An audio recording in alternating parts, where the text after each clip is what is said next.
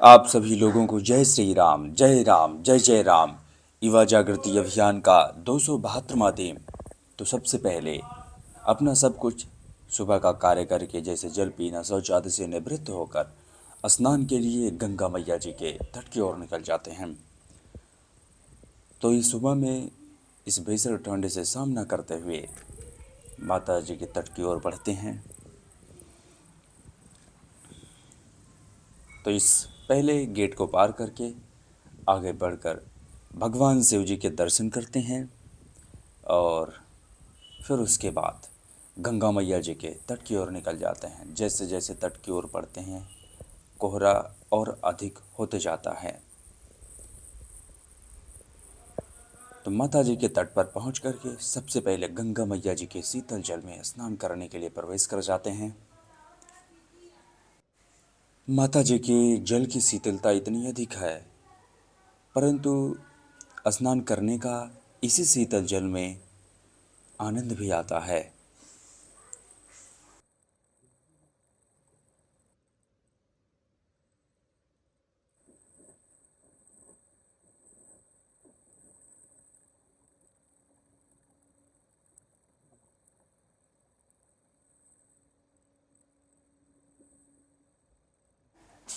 तो स्नान पूरा करके सबसे पहले करते हैं ध्वजारोहण।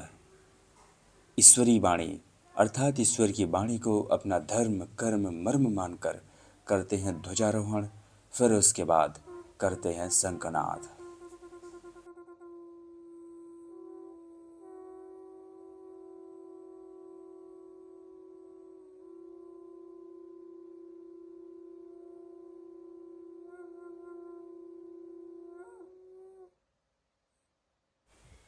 तो ठंड अधिक होने के कारण से सबसे पहले हम लोग दौड़ लगाते हैं। दौड़ तब तक लगाते हैं जब तक हमारे शरीर में थोड़ी सी गर्माहट ना आ जाए। तो इस प्रकार से दौड़ लगाते हैं।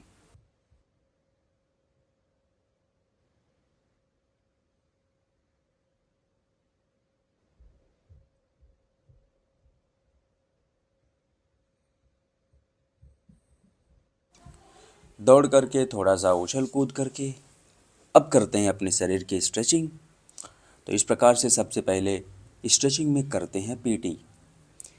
तो पीटी लगातार इस प्रकार से कर लेने से, जिस प्रकार से दौड़ने से हमें गर्माहट आ जाती है, उसी प्रकार से या पीटी करने से हमें गर्मी आ जाती है।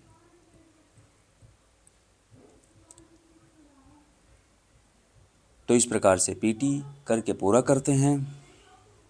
तो जैसा कि आज जो भी व्यायाम करते समय जो कुछ बोलते हैं वह कुछ फ़ोन में रिकॉर्ड हुआ नहीं, इसलिए जो है अलग से वॉइस देनी पड़ रही है। कंधे की स्ट्रेचिंग पूरी करके करते हैं कमर की स्ट्रेचिंग। तो इस प्रकार से अपने कमर की स्ट्रेचिंग करते हुए आगे बढ़ते हैं। आगे बढ़कर अपने पैर की स्ट्रेचिंग करते हैं। तो इस प्रकार से अपने पैर की स्ट्रेचिंग करते हुए आगे बढ़ते हैं और अपने पैर की, यानी कि अपने कंधे की, अपने गर्दन की, अपने शोल्डर की, अपने कमर की, पूरे अपने शरीर की अच्छे तरीके से स्ट्रेचिंग करने के बाद लगाते हैं चक्रासन। तो इस प्रकार से चक्रासन लगाते हुए आगे बढ़ते हैं और इसी में लगाते हैं कुछ सपाट। चक्रासन हमें नित्य लगाना चाहिए, जिससे हमारी शरीर की फ्लेक्सिबिलिटी अच्छी होती है। तो उसके बाद लगाते हैं मयूरासन। तो मयूरासन लगा के स्ट्रेचिंग यहीं पर पूरी करते हैं। तो जैसा कि आज है व्यायाम में हमारे फ्लेक्सिबिलिटी के लिए, तो फ्लेक्सिबिलिटी के लिए हम क्या करते हैं, जो भी एक्सरसाइज करते हैं उस एक्सरसाइज को थोड़ा सा ध्यान देते हुए लगाते हैं। और इस दिन जो है चक्रासन हुआ और जो स्ट्रेचिंग करके हम लोग करते हैं उसमें थोड़ा अधिक कर लेते हैं, जिससे हमारी फ्लेक्सिबिलिटी जो है बनी रहे। तो इस प्रकार से जो है पुशअप्स में शुरुआत करते हैं हम अपने क्लासिक पुशअप से। तो सबसे पहले क्लासिक पुशअप लगाते हैं। क्लासिक पुशअप जो है हमारी डेली एक्सरसाइज है, क्योंकि इससे क्या होता है कि हमारी जो चेस्ट हैं और हमारे जो शोल्डर हैं इम्प्रूव होते हैं।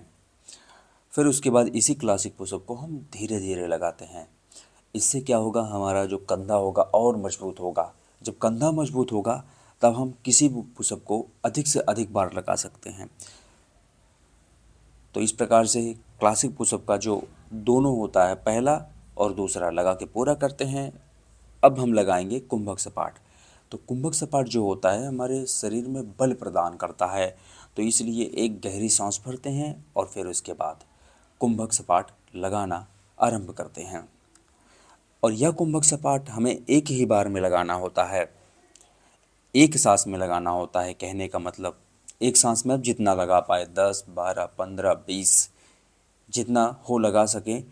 तो इससे क्या होगा कि हमारा लंग्स मजबूत होगा। लंग्स मजबूत होगा तो फिर या फिर कोई वायरस जैसे कोरोना या फिर कोई और वायरस आ जाए, उससे हम बहुत आसानी से लड़ सकते हैं। फिर उसके बाद लगाते हैं स्कैपुला पुशअप। स्कैपुला पुशअप हमारा जो होता है किसी भी दिनचर्या के पालन में बड़ा ही सहायता करता है। अब आगे बढ़कर लगाएंगे हम हिंदू सपाट। हिंदू सपाट जो होता है वह हमारे चेस्ट के लिए और हमारे कंधे के लिए बहुत ही अच्छा होता है। अगर देखा जाए तो हमारे पूरे होल बॉडी के लिए अच्छा होता है। इसलिए हमें हिंदू सपाट नित्य लगाना चाहिए। तो जैसा कि आप लोग देखते हैं, पहले पड़ाव में जो है यह हम लोग डेली पुशअप्स लगाते हैं। तो इस पुशअप को जो है हम कभी भी स्किप नहीं करते हैं, क्योंकि जो पहला हम लोग का पड़ाव होता है यह हमारे पूरे बॉडी के लिए ही होता है। उसके बाद कुछ एक्स्ट्रा पुशअप लगाना होता है, वह भी हम लोग डे बाय डे लगाते हैं। तो पहले पड़ाव को पूरा करके आगे बढ़कर हम लोग जो है अपने कमर के लिए सपाट लगाते हैं। इसमें क्या होता है, हम डायमंड बना के अपने हाथ को, शरीर को पूरी तरह से स्ट्रेच करते हैं और इसी में लगाते हैं सपाट। इससे क्या होता है, हमारा जो कोर है मजबूत होता है। और फिर इसी सपाट को हम एक हाथ से लगाएंगे। जैसे कोर पुशअप लगाएं, यही कोर पुशअप हम एक हाथ से लगाएंगे। तो इससे हमारा शोल्डर और कोर दोनों मजबूत होता है।